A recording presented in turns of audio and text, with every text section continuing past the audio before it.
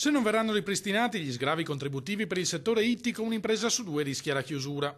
L'allarme arriva dalle associazioni di categoria dei pescatori che hanno annunciato lo stato di agitazione per la scomparsa delle agevolazioni dedicate al comparto.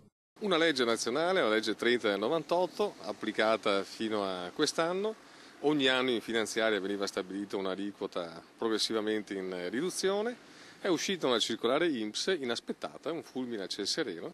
Se il governo non interverrà per ripristinare il precedente regime contributivo, prevedono i pescatori, ci troveremo con tasse maggiorate anche del 50%. Per molti operatori significa chiudere baracca e lasciare le proprie famiglie senza un reddito. Porto Tolle, Rosolina, Caole, Pellestrina, Burano, Caole, Cavallino, Burano, è tutta una realtà che vive di turismo e vive di economia ittica.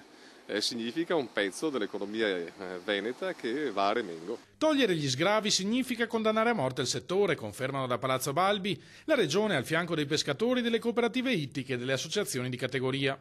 Per territori come Chioggia la pesca rappresenta un settore economico decisivo, dichiara il sottosegretario all'economia Pierpaolo Baretta. Stiamo lavorando per individuare una soluzione. Se non ci saranno risposte, i pescatori minacciano una gigantesca manifestazione nautica in laguna nel pieno dei festeggiamenti per il Carnevale. Noi siamo in stato di agitazione, il 14 saremo in assemblea come cooperative ACI Pesca Nazionale.